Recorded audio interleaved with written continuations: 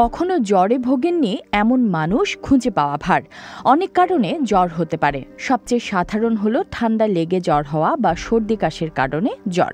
এছাড়া দেহে কোনো জীবাণুর সংক্রমণ হলে জ্বর হতে পারে। চিকিৎসকদের মতে জ্বর আসলে কোনো রোগ নয়, এটি অন্য কোনো রোগের লক্ষণ মাত্র। সাধারণত জ্বরে আক্রান্ত হওয়ার 2-3 দিনের মধ্যে সেটি ভালো হয়ে যায় এবং এর জন্য খুব জটিল চিকিৎসার দরকার হয় না। তবে কোনো কোনো সময় জ্বর মারাত্মক প্রাণঘাতী হয়ে উঠতে পারে। তাই জ্বর আসলেই অবহেলা না করার পরামর্শ দিয়ে থাকেন চিকিৎসকেরা। বঙ্গবন্ধু শেখ মুজিব মেডিকেল বিশ্ববিদ্যালয়ের অধ্যাপক ডাক্তার ABM আবদুল্লাহ বলছেন, জ্বরের উপসর্গ বুঝে ব্যবস্থা নেওয়া উচিত। যারা শিশু, বয়স্ক এবং ক্রনিক কোনো রোগ আছে বা আগে থেকেই স্বাস্থ্য সমস্যা রয়েছে, তাদের এই বিষয়ে আরও সচেতন হওয়া উচিত। চিকিৎসা বিজ্ঞানের ভাষায় জ্বরকে সাধারণত 3 ভাগে ভাগ করা হয়: কন্টিনিউড, রেমিট্যান্ট, ইন্টারমিটেন্ট। কেউ জ্বরে আক্রান্ত হলে 24 ঘন্টায় যখন শরীরের তাপমাত্রা 1 ডিগ্রি সেন্টিগ্রেড বা 1.5 ফারেনহাইট তারতম্য হয় কিন্তু জ্বর পুরোপুরি স্বাভাবিক অবস্থায় আসে না, সেটাকে বলা হয় কন্টিনিউড জ্বর। যখন 24 ঘন্টায় জ্বরের মাত্রা 2 ডিগ্রি সেলসিয়াস বা 3 ফারেনহাইটের মধ্যে তারতম্য হয়, সেটাকে বলে রেমিট্যান্ট জ্বর। যখন জ্বর দৈনিক কয়েক ঘন্টা করে শরীরে থাকে, আসে এবং যায়, তখন তাকে বলে ইন্টারমিটেন্ট জ্বর। ঠান্ডাজনিত কারণে জ্বরে ভোগা ছাড়াও ব্যাকটেরিয়া বা ভাইরাসের আক্রমণে জ্বরে ভোগে মানুষ। নানা ধরনের ইনফেকশন, প্রোটোজোয়া বা ফাঙ্গাস ইনফেকশনের কারণেও জ্বর হতে পারে। টিকা নিলে, ফোঁড়া বা টিউমার হলে, রিউমাটয়েড আর্থ্রাইটিস, প্রস্রাবের রাস্তায় ইনফেকশন হলে, পিরিয়ডের কারণে, আকস্মিক ভয় পেলে বা মানসিক আঘাত পেলেও জ্বর হতে পারে। যে কোনো ধরনের ম্যালিগন্যান্সি বা ক্যান্সারের কারণেও জ্বর হতে পারে। কিছু কিছু জ্বর রয়েছে যা অনেক সময় প্রাণঘাতী হয়েও দেখা দিতে পারে। তার মধ্যে উল্লেখযোগ্য হল ডেঙ্গু, ইয়েলো ফিভার বা হলুদ জ্বর, ম্যালেরিয়া, টাইফয়েড। বাংলাদেশে এখন ডেঙ্গুর মৌসুম চলছে।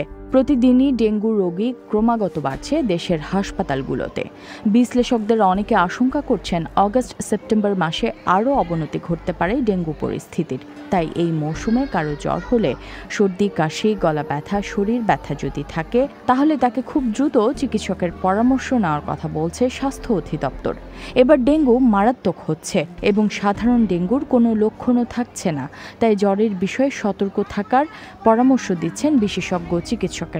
বঙ্গবন্ধু শেখ মুজিব মেডিকেল বিশ্ববিদ্যালয়ের অধ্যাপক ডাক্তার ABM আবদুল্লাহ বলেন, রোগীর 2-1 দিন জ্বর, অল্প গলা ব্যথা, কাশি, হঠাৎ করে খারাপ অবস্থা হয়ে যাচ্ছে, শক সিনড্রোম হচ্ছে, অজ্ঞান হয়ে যাচ্ছে, পালস পাওয়া যাচ্ছে না, ব্লাড প্রেশার পাওয়া যাচ্ছে না এবং অনেকে মারা যাচ্ছে, প্রায়ই মারা যাচ্ছে ডেঙ্গু শক সিনড্রোমে।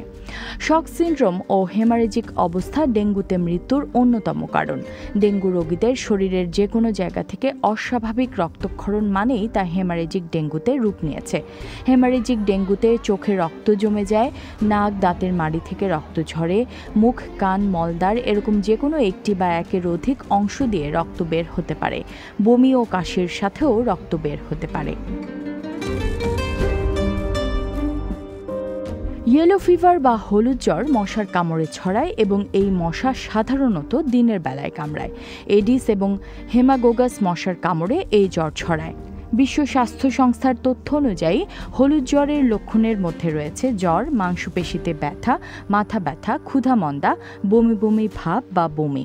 সাধারণত 3 থেকে 6 দিনের মধ্যে ভালো হয়ে যায় এটি। তবে খুব কম সংখ্যক রোগী এই জ্বরে আক্রান্ত হলে প্রাথমিক এসব উপসর্গ থেকে সেরে ওঠার 24 ঘন্টার মধ্যে দ্বিতীয় ধাপে পৌঁছায়।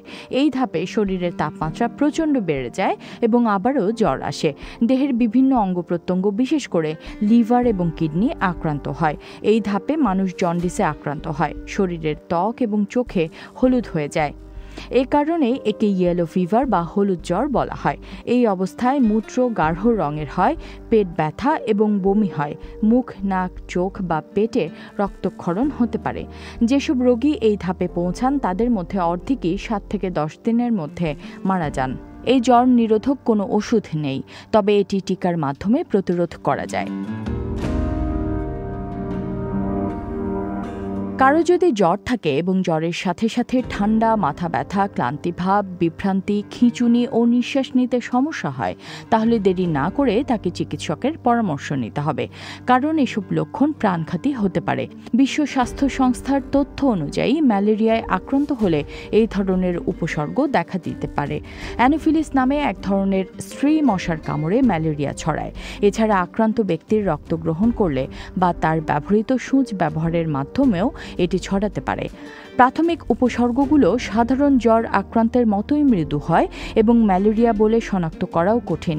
তবে এটি মারাত্মক আকার ধারণ করলে আক্রান্ত ব্যক্তি 24 ঘন্টার মধ্যে মারা যেতে পারে। ম্যালেরিয়া একটি প্রাণঘাতী রোগ এবং এটি গ্রীষ্মমণ্ডলীয় দেশগুলোতে বেশি সংক্রমিত হয়। বিশ্ব স্বাস্থ্য সংস্থার হিসেব অনুযায়ী সারা বিশ্বে 2021 সাল পর্যন্ত 6,19,000-এর বেশি মানুষ ম্যালেরিয়ায় আক্রান্ত হয়ে মারা গেছে। 5 বছরের কম বয়সী শিশু, গর্ভবতী নারী, সফরে থাকা ব্যক্তি এবং এইচআইভিতে আক্রান্ত ব্যক্তিরা ম্যালেরিয়ার ঝুঁকিতে বেশি থাকে। টাইফয়েডের অন্যতম উপসর্গ হচ্ছে উচ্চ মাত্রায় জ্বর। এছাড়া প্রচণ্ড ক্লান্তি, মাথা ব্যথা, বমি, পেটে ব্যথা এবং আমাশয় ও ডায়রিয়াও থাকে। জ্বরের সাথে এই ধরনের উপসর্গ অনেক সময় প্রাণঘাতী হয়, তাই এই ধরনের উপসর্গ দেখলে চিকিৎসকের কাছে যেতে হবে। টাইফয়েডে আক্রান্ত অনেক রোগীর দেহে ফুসকুড়ি দেখা দিতে পারে। এটি মারাত্মক আকার ধারণ করলে মৃত্যু পর্যন্ত ঘটতে পারে। বিশ্ব স্বাস্থ্য সংস্থার হিসেব অনুযায়ী প্রতি বছর 1,10,000 মানুষ বিশ্বজুড়ে টাইফয়েডে আক্রান্ত হয়ে মারা যায়, আর আক্রান্ত হয় 90 লাখেরও বেশি মানুষ। সালমোনেলা টাইফি নামে এক ধরনের ব্যাকটেরিয়ার সংক্রমণে টাইফয়েড ছড়ায়, যা প্রাণঘাতী একটি রোগ। এই ব্যাকটেরিয়া একবার শরীরে ঢুকে পড়লে তা বিভাজিত হতে থাকে এবং এটি রক্তে মিশে যায়। সাধারণত দূষিত খাবার বা পানির মাধ্যমে এটি ছড়ায়। রক্ত পরীক্ষার মাধ্যমে টাইফয়েড শনাক্ত করা যায়।